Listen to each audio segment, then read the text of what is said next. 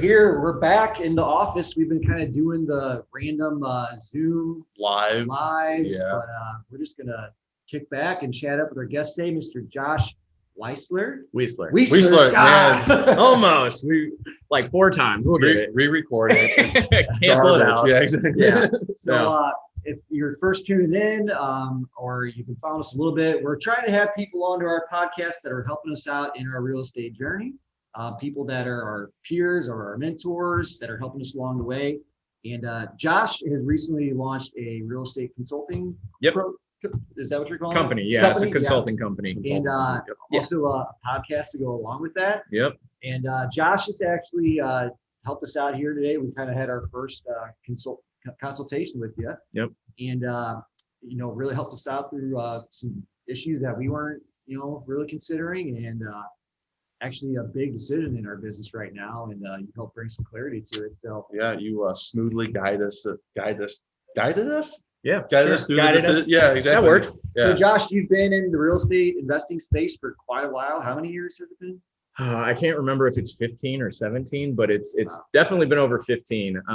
The person I started going to the REI groups with, they sent me a message last year like, hey, this is, so I guess it is 15 years. Wow, Yeah. man. So, and I've had all kinds of different jobs. Oh yeah. Like, I was a realtor for 4 years. I worked with a title company for 3 years. I ran a property management company for a year, wholesaled for 3 years. I've run about 35 plus projects in regards to rehabs. Yeah, I mean, if you name it in the single family residence, like investing space, I've done it at some point. So, yeah. But you always kind of fell back to the mindset coaching for a lot of people you worked with, right? That's kind of where it led you here today? Or? Yeah, and so my journey, what I've found myself always doing is I always end up coaching and being a support system for the people that I was working with and the people that are in the business in regards to consulting with them. And I didn't really understand, like I did it in my own journey. I was doing it to help people because I needed to do some personal development and kind of find my space. And ultimately what led me to launch this company is I kept helping the people I was working under and for. Right. And I always had these questions. Oh, and the thing I didn't even mention, like I've trained other investors. I've sold like $10,000 seminar weekends and done all this. And the thing that always stuck with me that I never really grasped my head around until like a month and a half ago when I launched this was, why do some people succeed in this industry and some people don't? And even further, why do people buy these products and services and these seminars and these programs and then never take action? Or they get so stuck in their head that they're not even able to take action, right? And so that was the thing that always hit me. And until recently, I never really understood like how the dynamic worked. And it was because through my own journey, I realized it's not a matter of buying a skill or a tool. It's a matter of like who you are as a person and who you see yourself as and the identity and the stories you put around that, right? And so if we buy a skill set like rehabbing a house or being able to wholesale or run rental properties, like, does that align with who you feel you really are? Do you believe you're successful enough to execute that? Or are you just buying confidence? And what I saw most times in the people that didn't actually execute, and like I've actually sold programs to people I knew weren't going to be able, or not new, but like if I had to predict, if I had to predict, it'd be like, man, you got some limiting beliefs that are going to keep you from even like getting on the phone and dialing, right?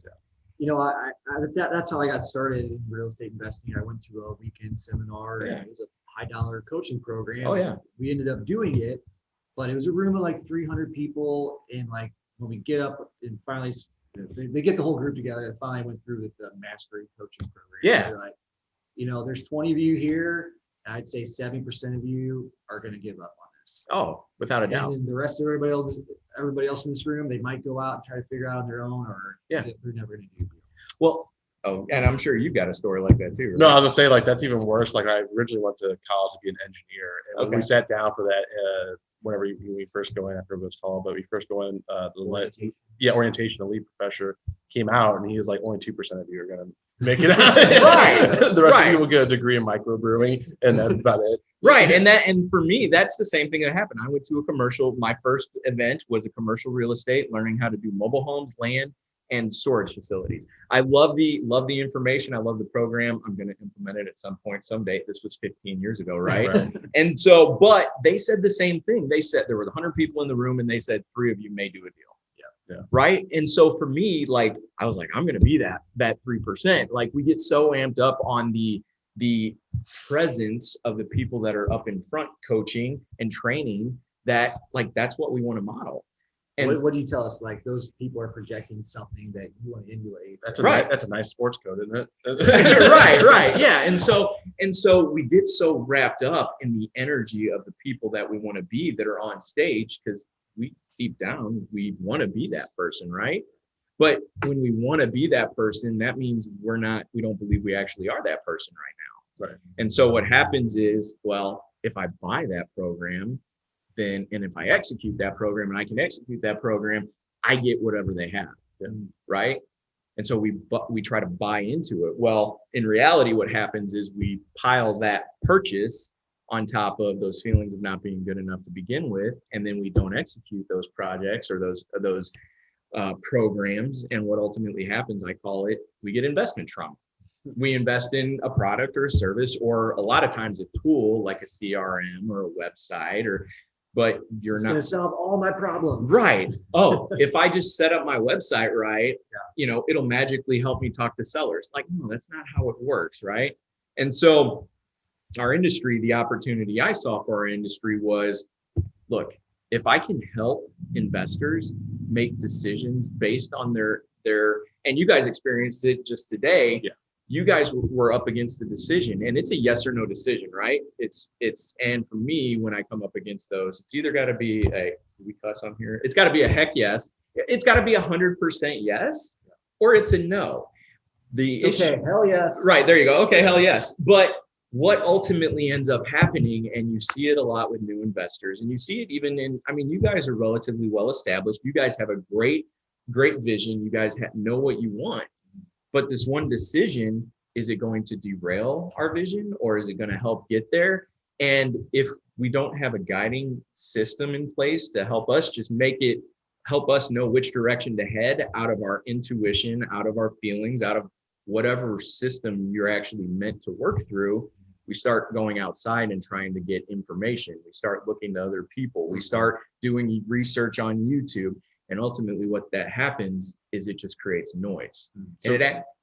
I'll say we kind of did this backwards, right? We started with the individual and we went to the business. But really what you do is you look at the business, and then you first came in, you helped us with this big decision. Yeah. It was awesome. Then it came down to and then we spent 5 minutes on me and how messed up I am, right? So and so that's kind of what you do, right? And so you kind of deduce it down to the individual and really work on that person so that they can really achieve what they're looking for. And that's just it. It's always, and when we get down to what it is, ultimately, it's who we believe we are, which ultimately is a story about who we believe we are. It's never who we really are. Yeah. Like, we are all really powerhouses that were trained at a young age to not be powerhouses. Right. Like the phrase you used, and I loved it. I feel, what was it? I'm a caged superhero. Yeah, no, it was amazing. But that's what happens. We get so much noise, and we get programmed at a young age that we aren't amazing. Or if you don't perform amazingly, you're not good enough. And we take that on. We believe that story because it served a purpose at one point. It had a benefit at one point, whether it was a coping mechanism or it kept us safe from the bully at school. Or, that teacher that was an authority figure told us we had to operate a certain way in class. We took that on as a way to survive. But we're entrepreneurs now. Now we have to forge our own path. And when we start having to forge our own path, we have lost sight of what actually works internally for us, right? And so really, if you guys took a look at it, we boiled it down. We started with the business in mind, but really, like you said, we started getting into the personal. How do you guys operate? What is your view of the world? What's your framework? How do you guys operate and make decisions to your highest and best benefit that works for both of you? Because you guys are a partnership. For all intents and purposes, it's a marriage, right? Right. I like the brother analogy. The brother analogy. Yeah. Okay. Yeah, you guys are brothers, and so for all intents and purposes, you guys are now going to be brothers for the rest of your lives, right? Yeah. And so it's not a matter of you're right or you're right. It's a matter of, okay, how do we communicate and what is going to be the best route for our business working together? in the framework that you work through and the framework that you work through, there's a middle ground that works for both of you, right? Yeah. And so that's really what I help investors do. And I equate it, I've been doing this for consulting I've been doing it in my career for 15 years, but really, in one way or another, but like intentionally going out and helping investors with authority and intention for like 6 weeks, 7 weeks. But it always comes back to what is your inner guidance? How does it work? What's the framework you have of your life and your business? And where do you feel resistance? Like, what is the noise that's coming up? And we just have to help you be able to put that framework in to get you out of the noise and get you in touch with how you actually operate to your highest investability.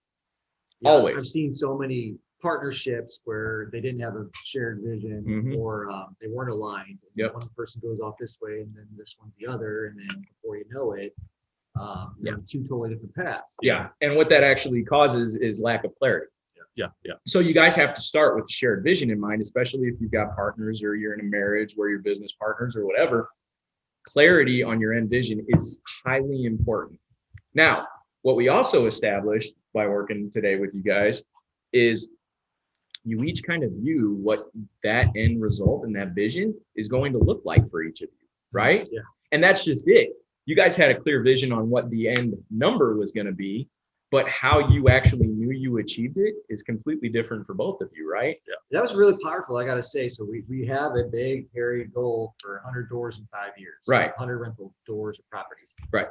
And that's the big, not pie in the sky, but the big end goal. Yeah. But I've never thought about like, what does that actually look like and feel like, smell like? Right. Yeah. Well, and that's just it. If you can put it, so a lot of times we talk about affirmations, we talk about visualization, we talk about, hey, I've got this big hairy goal. What is that goal? But we don't actually attach it to our feelings, our emotions. What actually does it smell like? Does it look like? They call it visual, audio, and kinesiology, but it has to be real for you. Because, I can say an affirmation all day of I'm going to be a millionaire. But like, if I don't feel it, if I don't believe it, if it doesn't have something real attached to it when I say it, it's almost 100% likely it's not going to happen, right? It's just a dream at that point, right? Yeah. But if we can feel it, we can taste it, like you're on the lake, like smelling the boat, like you crafted this vision and put yourself in that moment so you could actually feel what it feels like to attain that. Yeah, right? I almost wanted to change my outlook. I was like, that smells nice. Right? Right. Yeah. And yours was what, on a beach and like your toes, wife and all that. Yeah. toes in the sand, like, and you got these actual visual confirmations now, which how much more powerful does that feel than just having a number on a spreadsheet in your vision tracker? Well, It's inspiring. right.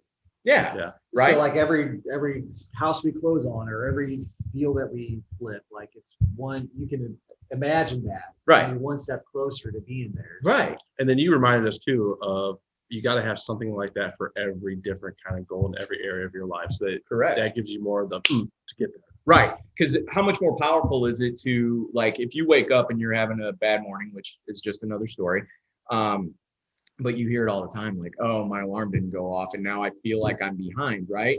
As opposed to, oh, my alarm didn't go off, but I know I'm not in a feeling that really aligns with that being pulled to like what my end financial goal is, it doesn't align feeling wise, right? Which is the most people's internal indicator of how they need to move forward, right? Because if we're not in a powerful state emotionally or mentally, we're not going to take the actions that are going to get us that ultimate goal, right? And so how much more likely, because now you can feel it, we wrote it out, you can feel it, you can taste it, you can smell it, you know what it looks like.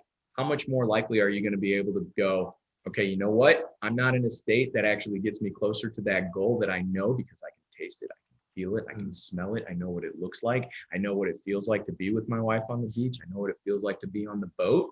Like you'll shift out of that state of being dragged down or not good enough because you have something that's outside of you that's pulling you to it now, right? It's something in the future that you're being pulled to, as opposed to I'm going to have 100 doors and like that. I don't want to say that's wrong because it's not. That's a great start, but it's almost stagnant, maybe not stagnant, but I know what you're getting you know what I'm getting at. Yeah. Sterile. Sterile. Sterile is the word I'm talking about. Like, It's just a number. It's not. yeah, it's You don't need to wait to it. it's not as real as it can be for you, right? And so the same thing with, the physical, like when we talk about fitness, like how much more likely are you going to be to like not eat those chips and those ho-hos if like this is what it's going to feel like, this is what it's going to look like, this is what it's going to, what I'm going to do by going and working out all the time. Like it's a shift in how we approach all those problems and then goals to pull us towards it. And that's just one step and one kind of area that I help people in is creating crystal clear visions, and especially in partnerships. A shared vision is huge, but a shared vision that actually you guys know what it looks like for you to achieve that vision is so much more powerful. So I mean, right? we already kind of had that established before you came in. So is it difficult when you work with other clients that they don't know what they want? I mean, a mentor I used to talk to a while ago, when he would talk to people just getting into the real estate business. Mm-hmm. He would just ask them, what do you want? Right. Because most people are just trying to escape some kind of pain. Yes. Yeah. Well, I just want to make more money. I want to make a boatload of money. Right. Okay, well, why? Right. And that was one of my first questions is, okay, you guys want money. Obviously, there's a reason we're doing this. What does money mean to you? What does your vision mean to you? It's never a matter of surface level. Like, I want that big car. I want that fancy house. I want to and there's people that are built differently. Like you may want the fancy car and the big house. You may want to build a community that serves people. Probably opposite. But just throwing out examples. We didn't get that so far. funny. Right. Yeah. But I mean, and that's the thing, like everybody's got their own drive. And if you go to that seminar and the dude on stage talks about all the fancy cars and stuff, well, that sounds awesome because I hate where my life is. That sounds better. I'm going to go after that. Yeah. But if your drive, like you said, it's switched and your drive is actually to build a community, you chasing after those cars and those women and or the house or whatever, like Playboy lifestyle. Right. The Playboy lifestyle, that's not going to work for you. Right. You're going to burn out. And everything a 35-year-old family man strives for, right? Right. No. And so that's it too. Like, and that's what another one of my big messages is. Entrepreneurship and how your path needs to look is not going to be dictated by what anybody else's path looks like. You can mimic it, you can mirror it, you can search for those things as well. But ultimately, the game that you're playing in your mind is so much more important than what I want that ultimate goal to be like. Because if it doesn't resonate with you, if it doesn't align with how you're meant to operate, like me, I'm a validator, which means I'm meant to help people and bet on myself, and I'm meant to help other people achieve their highest potential. Like that's my goal. That's my drive.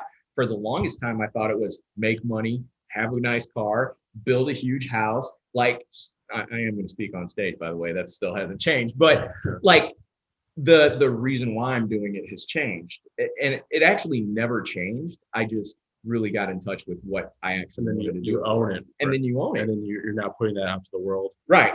Yeah. And it's not a fake it till I make it. It's not a feeling of not being good enough to like achieve that, or it actually will drive you and it will pull you to it.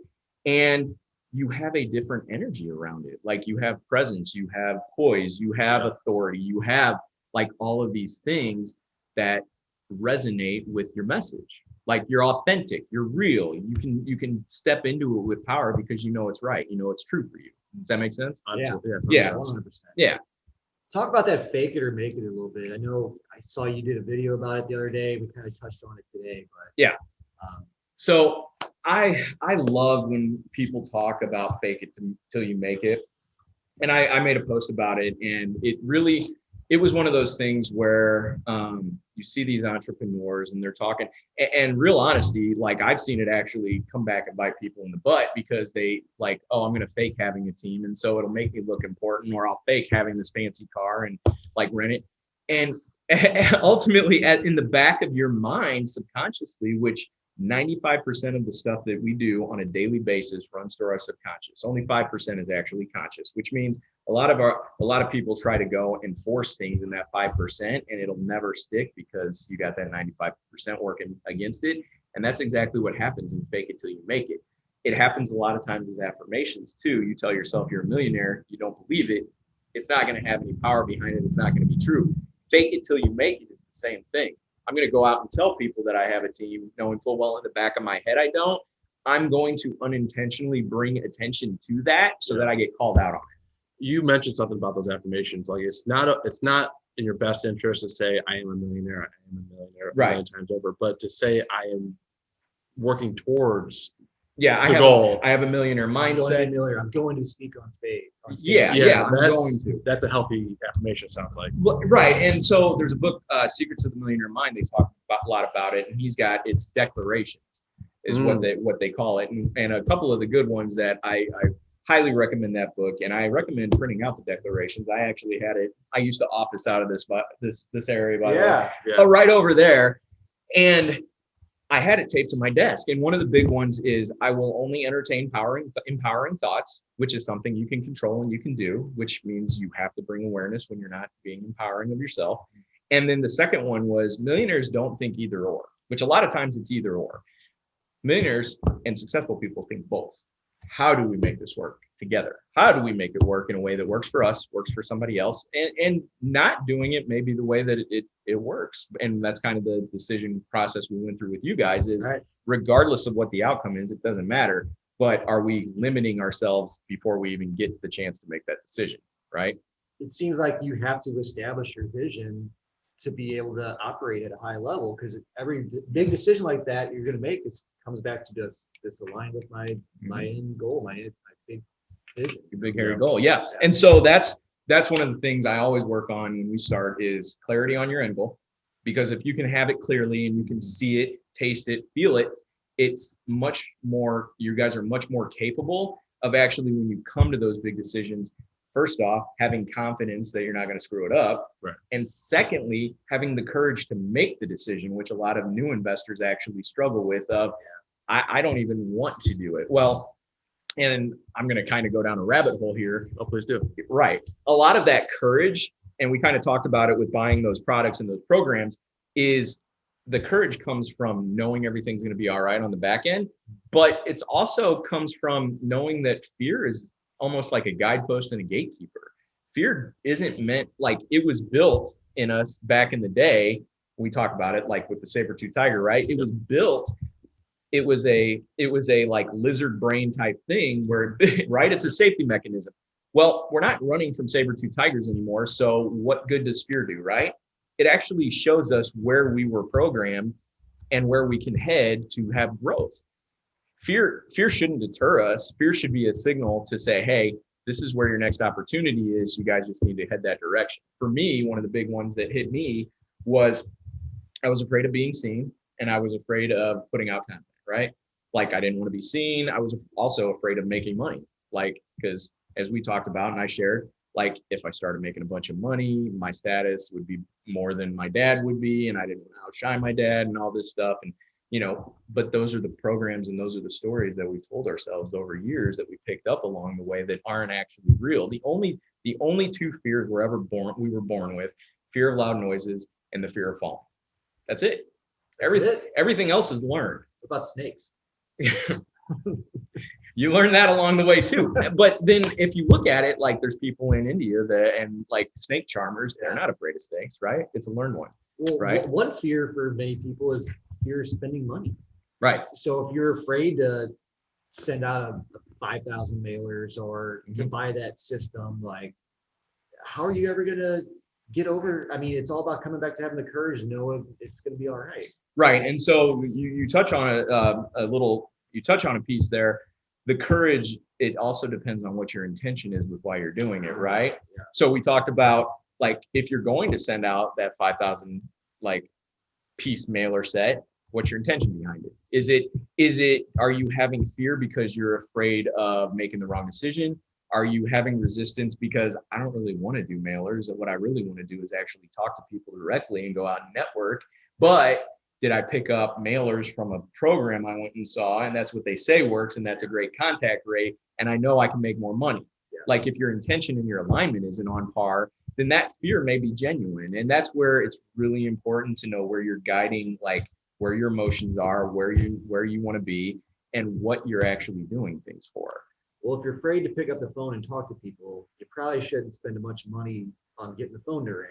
Right. Or you should find somebody to bring on your team that's better at it than you are. Yep. Well, you talked a little about this when you first get going. You do have to do some of these things that you might be outside your zone of genius, which we haven't talked about that yet. Yep. But you need to quickly get back to the things that you're good at. Right. Yeah. And so we want to keep ourselves and we want to keep our business and our mindsets. Tony Robbins calls it a beautiful state, whatever, it's the abundance, it's the happiness, it's the joy, it's the freedom, it's all those feelings that are expansive. And a lot of times we get into our heads about, well, I'm doing this and I don't want to do it. Therefore, I'm going to be angry about it or frustrated or whatever. But what we need to look at is, do I have a plan in place to get me out of it? Mm-hmm. Is it something that I can do and I'm willing to do? And then what does it look like to staff that? Am I going to staff it? Is it something I'm going to automate? I'm going to delegate it, obviously, because like you had mentioned and what we talked about is we really want to be in our zone of genius all the time. Like if we can operate in our zone of genius and we can put people in place in our companies and staff the right way, they will be in their zone of genius and everything will work fluidly, right? What are some steps you take for people to recognize what that zone of genius is? Because I see so many people that they can't let go of doing everything and they just get stuck in this mode of it's all me. Yeah. Everything goes through them. Yeah. So the story that I hear a lot of times, if it's going to be, it's up to me. Mm. Yeah. Well, here's the thing. Is that how you're meant to operate? Because there are people that will create intellectuals that just create systems. So they don't actually want to talk to anybody, right? They love real estate. They're meant to do systems. They automate almost everything. They don't talk to anybody. There are people that do that and they're really good at it. Yeah. Then there's people that, I start going down these rants and I kind of lose where we love rants. Right. So, but then there's people like you have to be aware of how you operate, how you want to operate. What was your question? I lost it. Getting somebody to Get their zone. recognize what their zone of genius. Yes. Thank you. So have you ever read the book Good to Great? No, it's come recommended lately. Yeah. So there's a principle in there. They call it the hedgehog principle. And the story is there's a fox that's trying to attack a hedgehog. And the fox keeps trying to get at the hedgehog 1,000 different ways, right? Mm-hmm. The hedgehog only knows one thing. And all it knows is I cramp up into a ball, fox can't get me, right? So the fox tries 1,000 different ways, which I kind of feel like I'm the fox going through my history on what I've done in real estate. Right. But I found my hedgehog, right? And the hedgehog principle states, you find something that you're good at, you find something that you love to do, and you find something you can make money at. And if you stay in that zone and you're really good and you build your business around it, you're going to succeed and you're going to love what you do every day. And that is your zone of genius. So if you're doing something in your business and it doesn't feel like, so for me, the perfect example is I would make cold calls. I would cold call, a couple hours a day. And it always felt like it wasn't what I was meant to do. Sure. Like it was resistant. It's not that I couldn't do it. It's a skill set that I learned. I can talk to sellers all day. I'm really good over the phone, regardless. But where I felt the most drawn to is leading people, helping people. And I'm really good at contract close because I worked for a title company for 3 years. And it's one of the things like when people tell me that, hey, you can't get this closed because of title stuff. It's like, yeah, watch me, right? That's more of a in your face type of thing. But my zone of genius was always like coaching people and leading people, right? And so if you don't feel like it's where you're meant to be, most likely it's probably not where you're meant to be in your business. Now, it doesn't mean you shouldn't do it. That doesn't mean it's not something that's going to be necessary to generate leads or close deals, but what's your plan not to do it, right? And that's where a lot of people get stuck of, especially when what I call is belief stacking, where you have beliefs that are on top of each other that you have to unpack. So a lot of people, they want to do well, if it's not me, it's not meant to, or if it's meant to be, it's up to me, but they also want to lead teams. So then you've got a conflicting belief. That's not going to work. Cognitive dissonance, right? And so, well, I don't want to do it. I want to lead a team, but I also know I have to do it because I don't trust anybody else. You're going to be torturing yourself for quite a while until you release one of those beliefs. Yeah. So which one do you want to release? Do you want to release the belief of I want to build a huge team, or do you want to release the belief of if it's going to be, it's up to me? I feel like those kinds of people need to have a smaller team.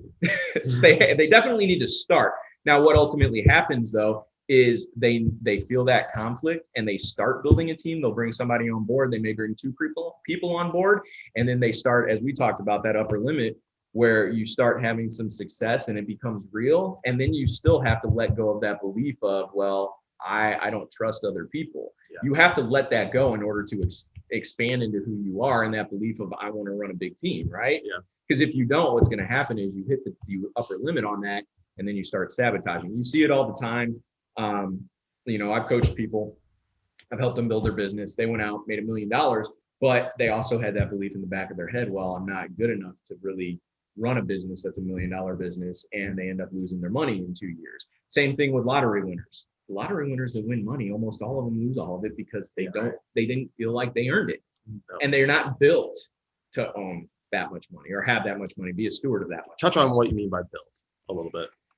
So what I mean by built is they haven't made their identity or what they're meant to do strong enough yet to facilitate a belief system that operates in that realm. Yeah. So like you've got people that are, as we perceive, very successful, right? Mm-hmm. Now they were built from a young age maybe to make money.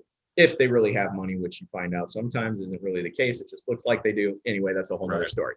But we compare ourselves to them. Well, since they were able to do it and I don't have that, but I want it, I don't feel good enough, right?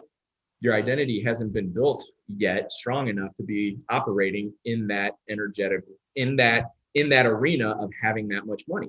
It doesn't mean you can't get there. It doesn't mean you're not gonna get there. What it means is just haven't built it yet. Yeah. You haven't experienced it. You haven't felt it enough. You haven't gotten there. Yeah. Nothing wrong with it. It's a process. You call that like a financial thermostat before? Yes. Yeah. Tony Robbins talks about it a lot of your financial thermostat, or like building teams, like your people thermostat. And as you asked is, when I say built it, it means you go take your thermostat from being a 6-figure earner to having 7 figures, right? Yeah. If you earn 7 figures, but like the guy that I coached, and you don't have that built, you're going to go right back down to having 6 figures. What's astounding to me is because I look into this stuff. I think everybody in this space kind of looks into these sorts of topics, and that's why they grow in this space. Yeah. Is that people will start to actually sabotage themselves. Oh, without a doubt. And it's like glaringly obvious to everyone else around them that they're doing it, Mm-hmm. but they don't see it. It's operating in that 95% that they don't bring attention to because they're used to operating a certain way, and then they don't understand. It's like the girl or the guy that goes back to terrible relationships. Yeah. It's like, why do you keep doing this? What are you doing? Well, what ultimately we're doing is we're protecting ourselves. It's a coping mechanism to get us to a feeling that feels familiar, not necessarily comfortable, not necessarily productive, not necessarily empowering, familiar. It's like a software, right? So you're trying to do a project, and you have a software that's designed for this specific thing. Yeah. But you're trying to do something outside of its function. Right. And you're just like, why isn't it working? Maybe you can kind of get there, right, but really it's not designed for that. Yeah. And you're always going to, like, you need to update the software. Right. And that's just it. And it's not just even, we don't update the software, but what we ultimately do sometimes is we work so hard, we force it, we muscle it. Like you end up making, $200,000, and you muscled it the whole way. Yeah. And perfect example I've talked about is I lost 90 pounds, right? And I lost a bunch of weight, but my thought process and that identity we talked about wasn't strong enough to really be at, hey, you weigh 245. No, my thought process in my mind was set at, my thermostat was set at, no, you're that, chunky little kid that was being made fun of in 4th grade. So I lost 90 pounds, and guess what? I gained 80 of it back as soon as I hit that upper limit and started self-sabotaging because I got attention outside of myself. And I was, somebody looked at me a certain way out at a event I was at, and it was like, oh, I don't want to feel like that because I don't want to be tempted. I'm going to put that weight back on now unintentionally. It was behind the surface, and it's like, why can't I go work out? Why can't I? And it's the same thing that happens in real estate. I think you said this word a couple times when you were going over everything with us, but the word shame came up, and that's what you're ashamed of yourself for doing that. You were ashamed of yourself when you're trying to make a lot of money and you're comparing yourself to your dad, you said. Yeah. And how that's the rebound effect from that. Yeah. Right? Yeah. Yeah. And that's just it.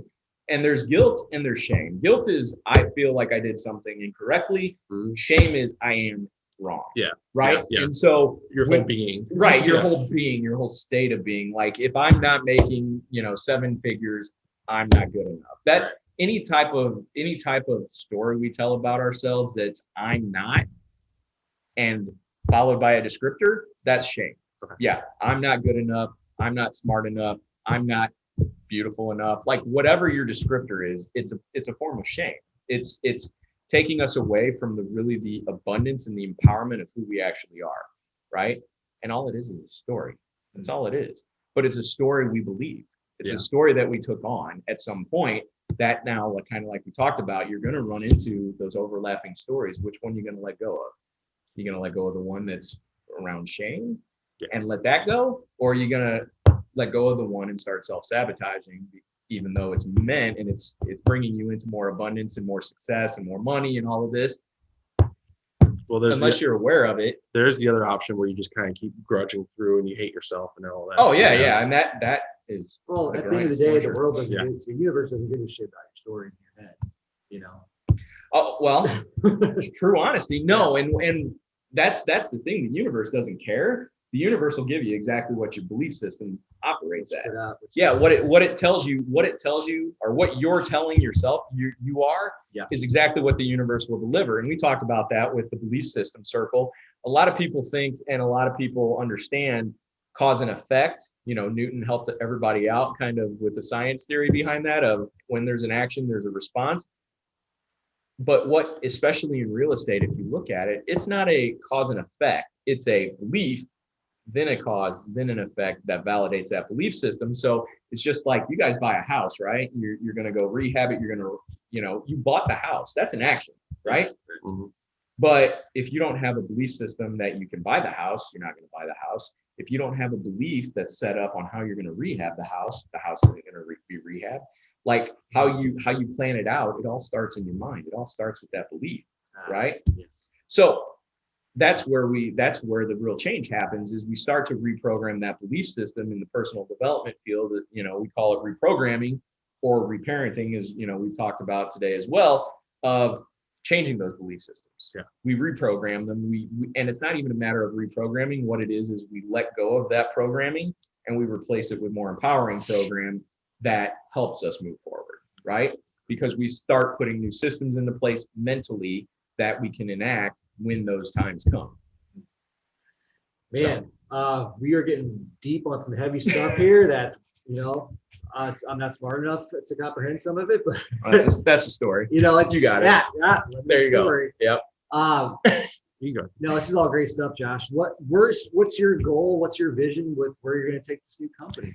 Yeah. So my vision, I am building this around helping investors become the most empowered they can be, and not necessarily do it how anybody else wants to do it or tells them they should do it. Or, we talked about it here today of like, I can tell you a bunch of different ways to run your business. There's a bunch of people out there that will sell products and courses and all of that will tell you how to run your business. But ultimately, at the end of the day, entrepreneurs, in order for them to really be as successful as possible and do exactly what they want to do with their lives, whatever it looks like, that path is yours. It has never been forged before. There is something you guys bring specifically and amazingly to the table that nobody else does. And finding that and helping people lean into that, that's what my company does. That's what I help people with, right? And it's removing all the head trash that keeps you guys from moving into that, right? Yeah. So, and then the podcast, my whole purpose with the podcast, and we haven't even touched on that, we could keep going down the rabbit hole. Yeah. The podcast, like this one is about your journey, right? Yes. My podcast is I'm going to interview people in our industry that are on the entrepreneurship journey and are having success and have faced those fears and those feelings of being stuck or coming, like you guys had a huge decision. What's your thought process on that decision? How do you guys approach like feeling like you're not really motivated today? It's the behind the scenes look at how people run those successful businesses, as opposed to I'm bringing people on that have hundreds and hundreds of rental units. That's great, but that doesn't help a wholesaler, right? Telling people how to run 100 rental unit, like that doesn't associate with somebody that's meant to wholesale, right? But the thought process of how they run their business, when they come into obstacles, how they approach things, that can help anybody if it resonates and it makes sense, right? I think it's great for people to see and hear stories like that, because I think so many people tell themselves, oh, that can't be me, or that person's successful because they had a hand up. Right. Yeah. Or they have something special that they, nobody knew about, or they were benefactor. Like, no, and that's one of the other things too. When that belief is in place, you're disconnecting from your power. You're disconnecting, like any one of us have the ability to build whatever we want. It's the stories that we tell ourselves about how we can't that keep us from doing it. Yeah. Or what success actually means. Right. People think success is $1 billion, private jets and all that. And that's not necessarily the case. It may be. Oprah makes a bunch of money, but really what her success and how she measures it is how many people she helps, community. And that brings her money. Right. Yeah. So it's all a matter of what your version, just like the path, what's your version of success? What does your framework look like for your life and your business? And how do we make sure they align? And how do we help you move forward powerfully in that framework to get where you want to go? Love it, Josh. Yeah. I love your betting on yourself, man. You have a lot to offer to the marketplace. Are you trying to stay local with this, or you're nationwide, or start local? But yeah, my plan is doing some group coaching. Right now, it's just one-on-one consultations. I'll have some group programs here released shortly. Some digital products. It's going to grow. It's just a matter of like we're in the infancy mode right now. So yep. So I've also got a ebook that I just finished writing. Got it back from the editor. It's covered in, looks like I wrote it in red ink. And that's not really how it happened, but so that's getting edited. But does that come as a gift when you sign up for your consulting? Oh, I'll send it to you. You guys can read it for sure and have a look at it. But yeah. And so I've got a huge vision too. And so it's just a matter of working the process. And what is really fun and really, really I love is I have to take my own advice to build this thing the same way I help real estate investors build their business. Eat those words, buddy. Right, exactly. So when's the date you're going to be speaking on stage in front of hundreds of people? When's the date? Yeah. That's a great question. That's actually one of my goals that I'm working on for 2021. So as soon as I know, I will have it done for you. I'll let you guys know. Love it. Yep. Set the date, book the arena, and build it. They will come. May 30th came. So we'll see. Very velvety. May 30th. May 30th. So it may be virtual with Corona and everything that's going on. So, but it will be beyond that by then. Oh yeah. Who knows? Again, whatever happens, it'll work out. So love it. Josh, where can everybody find out more about you, man? My Facebook page, facebook.com/Josh_Wiesler. I'm on Instagram as well. And I think we have some links that will be in the description as well. So I'm on YouTube, I'm on Insta, I'm on Facebook, learning all that myself as well. Awesome. So do you have a website yet for the new business? Or? I do. It's being built, reicourage.com. All right. That's being worked on, but the website actually is there. So, but yeah, we're building it all. Thank you for coming in and being our business whisperer today, and looking forward to working with you more in the future, man. Yeah, I appreciate it. We're gonna rock and roll. Awesome. Good stuff, guys. All right. Bye, everybody. Bye.